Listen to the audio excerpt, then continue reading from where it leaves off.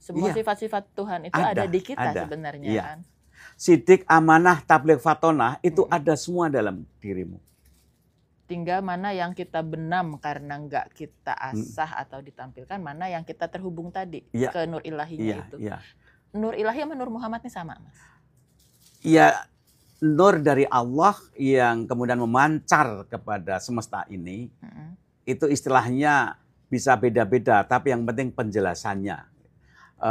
Disitulah sekali lagi kita butuh bahasa, tapi bahasa itu ada keterbatasan. Iya, kita harus sepakat dulu. Iya. Makanya ada nasihat, kalau kamu berdebat, selesaikan dulu istilah-istilah yang dipakai. Gitu. Sama tahu, kalau tahu ya, tahu kan Tuhan juga tuh.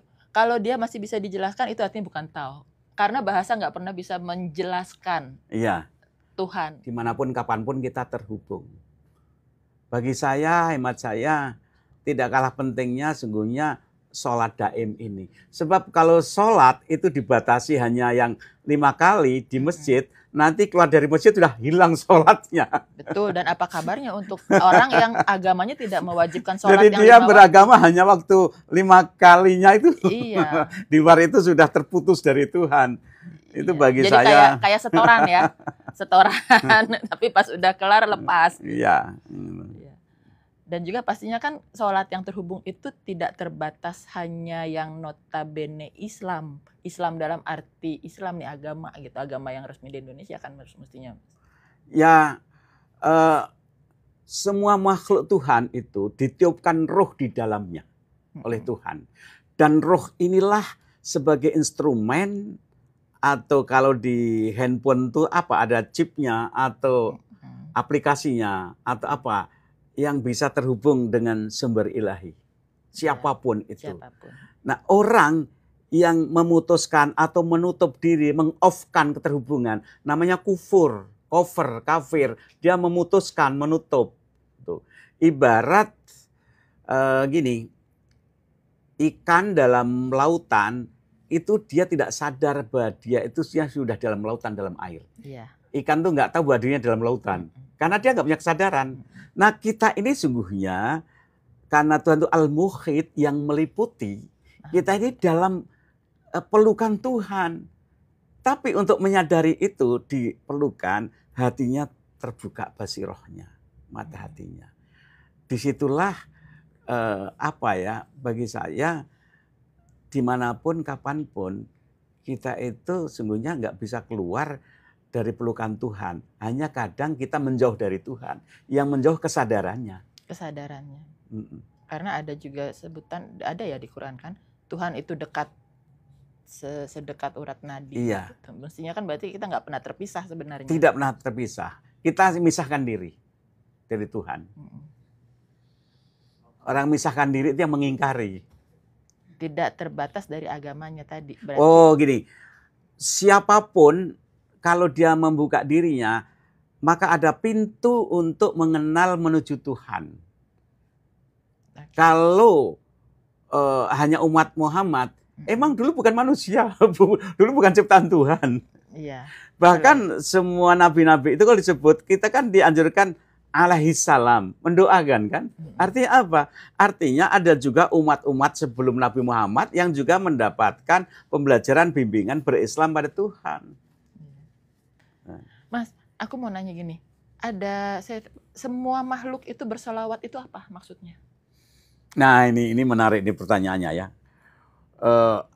Dalam Quran itu Allah memerintahkan sholat, tapi Allah tidak sholat kan? Iya. Allah memerintahkan puasa, tapi Allah tidak puasa. Tapi yang menarik, Allah memerintahkan sholawat pada Muhammad, Allah sendiri bersolawat. Nah itu gimana sih? Nah, itu pembahasannya bisa mendalam itu. Innallaha malaikatu yusholluna 'alan nabi. Allah berselawat pada Muhammad. Gitu. Inilah mungkin pembahasannya sampai pada yang namanya Nur Muhammad. Berarti bukan Muhammad sebagai entitas. Bukan Muhammad sebagai orang Arab. Orang Arab. Siapa tadi? Ahmad. Ya. Bisa Ahmad, bisa Muhammad. Tapi bahwa ada substansi Muhammad yang paling dalam itu adalah Nurullah, Nurullah. Dan inilah yang menjadi penghubung, mengantarkan, jadi guide sampai pada Allah. Ada satu pendapat mengatakan gini, bahwa kita menghadap Allah itu melalui Muhammad. Muhammad yang nur kan? Iya. Berarti bukan yang manusia kan? Iya, kita anak manusia lewat manusia, tapi naik lagi. Jadi karena kita manusia, tentu kita mengenal lewat Muhammad yang lahir di Arab 571 itu ke sana. Tapi jangan berhenti di situ. Naik lagi, naik lagi, naik lagi. Di Quran ada ungkapan syafaat itu dari Muhammad. Jadi Muhammad inilah yang membukakan pintu pada pintu gerbang pada Allah. Tanpa Muhammad kita nggak akan sampai ke sana. Ada dua pengertiannya. Satu pengertian historis, kita mengenal Islam lewat Nabi Muhammad yang lahir pada 571 Masehi. Yang kedua pada level spiritual, Nur Muhammad, kita ke sana lewat lorong cahaya Muhammad ini pada Allah Nur ala Nur. Kita ke sana lewat lorong cahaya. Ya, Nur ala Nur, lewat Nur Muhammad. Nah itu maksudnya cahayanya beneran cahaya fisik? Enggak, kan? Itu bahasa metafor. Bahasa metafor. Artinya. Jadi rohani kita yang paling dalam itu akan dibimbing, dipandu oleh Nur Muhammad yang ada di setiap, ada dalam setiap diri kita sampai pada Allah. Sebagai manifestasi tajalli kita Iya. Tuhan. Makanya dalam diri tiap orang itu ada kualitas ilahi, tajalli Allah. Ya, tajalli Mengapa Allah. kita harus menyayangi manusia? Karena dalam diri orang itu ada kualitas di ilahi. Juga, kan? Semua sifat-sifat Tuhan itu ada di kita sebenarnya. Iya. Kan? Sidik, amanah, tabligh, fatonah itu ada semua dalam dirimu. Tinggal mana yang kita benam karena nggak kita asah atau ditampilkan, mana yang kita terhubung tadi ke nur ilahinya itu. Nur ilahi sama Nur Muhammad ini sama, Mas? Iya, nur dari Allah yang kemudian memancar kepada semesta ini, itu istilahnya bisa beda-beda, tapi yang penting penjelasannya. Disitulah sekali lagi kita butuh bahasa, tapi bahasa itu ada keterbatasan. Kita harus sepakat dulu.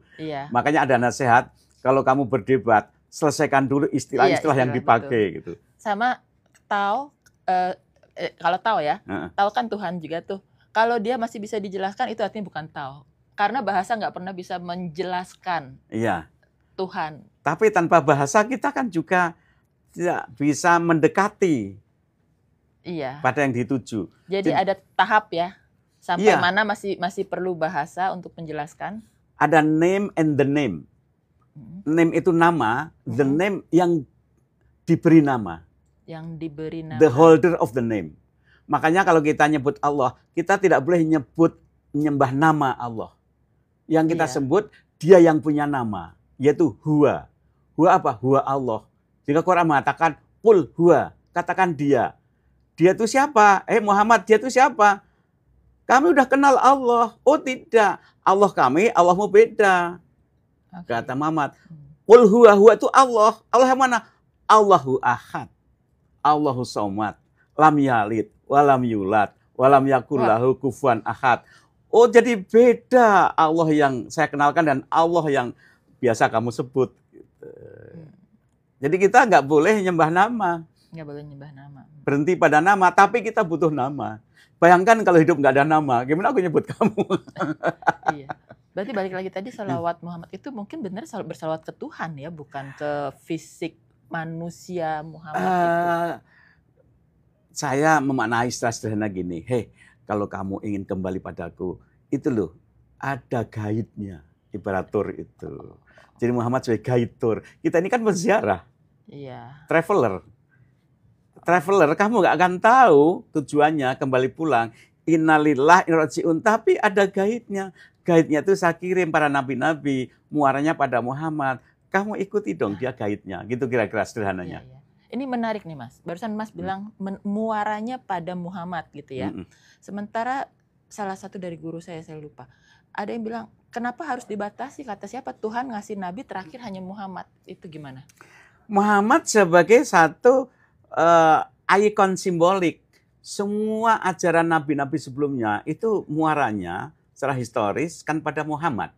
Secara historis. Bahwa di luar itu ada orang yang ngikuti atau sama atau apa, ya mungkin saja. Tapi sebatas dalam kajian teologi dan sejarah, itu memang dalam diri Muhammad telah mengenalkan sebagian besar. Coba sekarang lihat, ada nggak orang yang mengklaim nabi yang berhasil setelah Muhammad?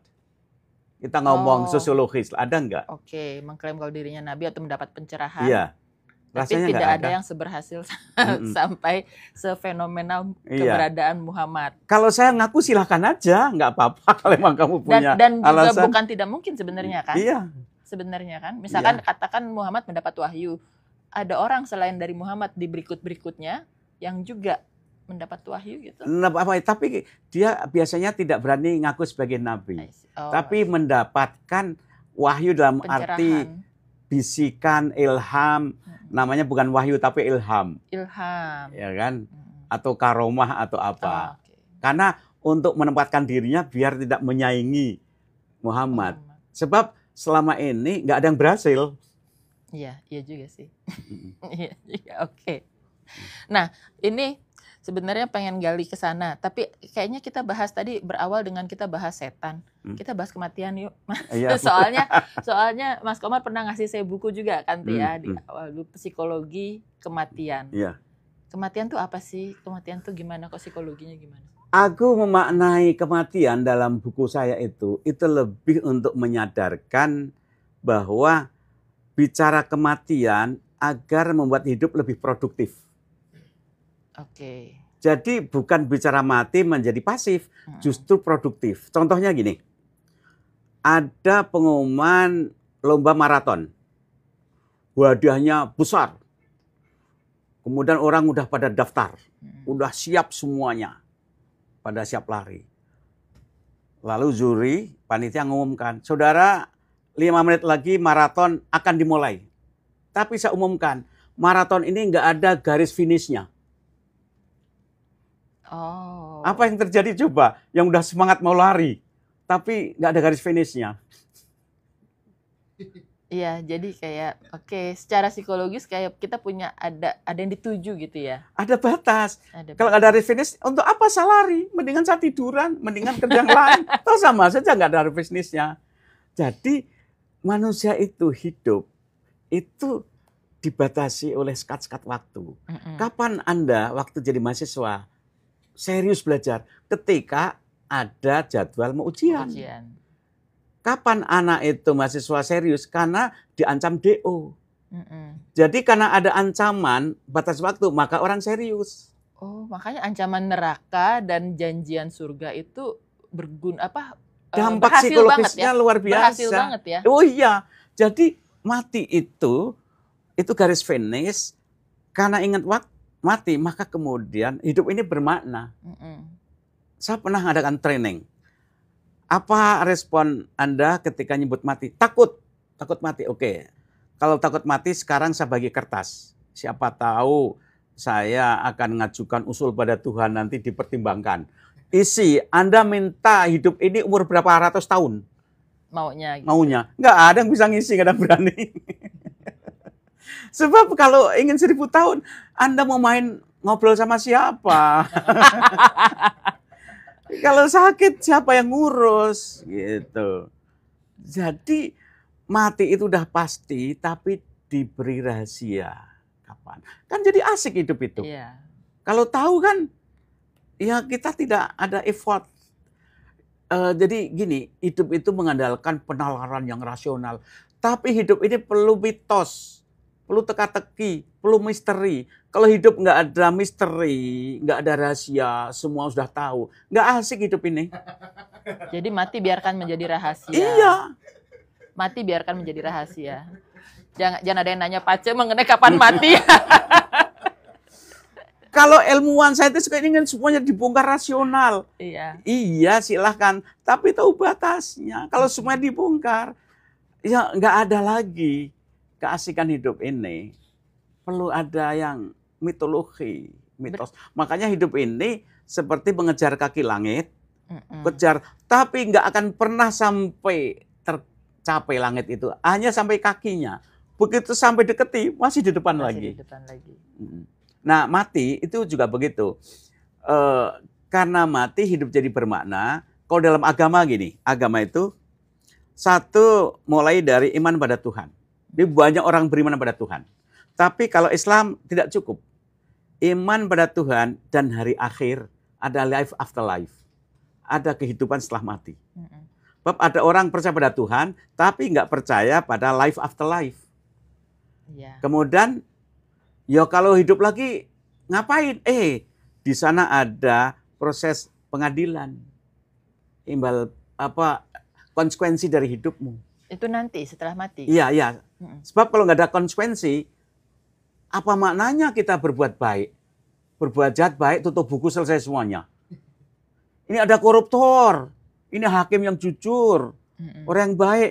Mati, tutup buku, selesai. Ya ngapain? Mendingan ikut-ikutan aja.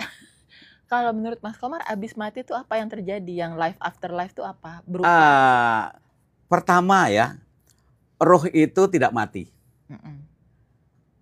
Gimana nanti, saya tidak tahu. Tapi tidak mati.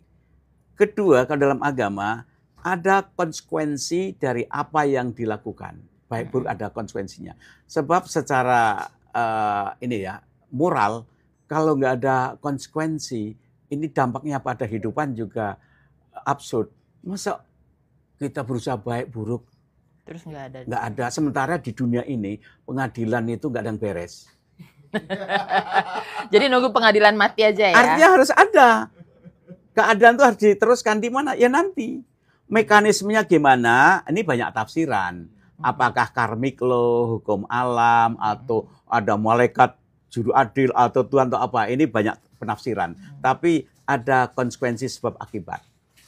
Sebab akibat ini simbolnya apa neraka atau surga. Nah itu bisa kata-kata yang simbolik, interpretatif. Tapi harus ada konsekuensi. Jadi ketika saya nulis buku soal psikologi kematian, itu sesungguhnya mengajak agar kita itu hidup lebih produktif dan bermakna dan bermoral. Itu justru pesan saya. Terinspirasi dari kematian itu yang membuat orang bisa lebih produktif di masa hidupnya. Iya.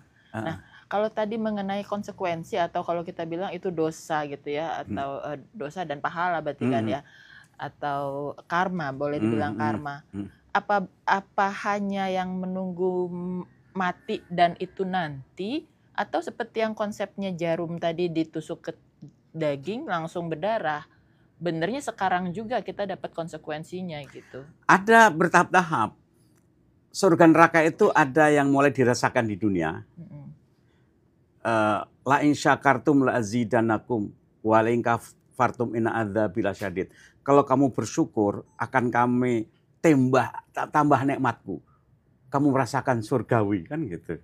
Iya. Tapi kalau kamu kufur, azabku pedih. Di dunia pun udah merasakan neraka. Pedih. Orang yang nggak pernah bersyukur, itu kan dia merasakan seksaan kan hatinya gitu. Jadi ada yang di dunia, tapi bisa juga nanti setelah kematian. Jadi bertahap-tahap. Dan mengapa Quran bagi saya ya, ini pilihan saya, mengapa Quran tidak banyak menjelaskan detail? Manusia itu pusing kalau terlalu diberitahu yang terlalu detail, akan datang masa lalu. Pertanyaan saya gini misalnya, roh itu kan tidak mati. Ya. Apakah kehidupan Pem selama ini hidup yang pertama? Kalau saya tidak mempercayai demikian. Iya kan? Udah banyak kali. Iya, tapi kan kalau kita terlalu mikir masa lalu, itu ibarat nyobain lihat spion melulu ke belakang kan? Iya. Nah kan makanya pas lahir dibikin kita lupa kan? Kalau enggak, waduh. Nah, jadi saya setuju sekali. Jadi memang ada mekanisme Tuhan itu membuat kita itu lupa, tapi yakin bahwa ada sebab akibat. Masa depan hukumnya seperti berjalan. apa? Hukumnya berjalan, tapi orangnya dibuat lupa. Iya. Sampai mungkin dia mencapai kesadaran sehingga dia bisa mendapat pembelajaran. Begini, lupa itu anugerah Tuhan. Iya. Ya, kalau betul. Anda nggak pernah lupa, trauma yang Anda alami dulu. Iya. Aduh, Anda nggak bisa tidur. Atau kenikmatan yang pernah Anda alami, yang nggak bisa dipanggil kembali. CLBK Anda akan CLBK forever. Anda akan meratapi terus ya. Iya. Meratapi terus. Makanya lupa itu anugerah. Iya, betul. Tidur itu Betul, anugerah. setuju, setuju. Mata ini mengapa terbatas anugerah? Anugerah benar. Kalau Anda tembus pandang, Mm-mm. di atas ini ada ular, Anda nggak tenang duduk. Telinga anugerah banget terbatas Iya, ya. Anda nggak bisa tidur kalau terlalu tahu Mm-mm. jarak jauh mendengarkan. Nah, kira-kira begitu. Tuhan ngasih satu formula-formula, sinyal-sinyal yang jangka jauh, Mm-mm. tapi tidak dijelaskan secara detail. Makanya Quran mengatakan iman pada Allah, iman hari akhir, Mm-mm. Malik Yaumiddin. Udah cukup. Gimana nanti? Ya nanti aja lah. Gitu. Oh, oke. Berarti memang sebenarnya yang beredar di mainstream atau yang populer pemahamannya itu emang nggak boleh terlalu dalam atau terlalu tinggi karena belum tentu semua bisa memahaminya dengan bijak. Eh, Quran bagi saya itu akan bisa dipahami oleh orang-orang menurut levelnya.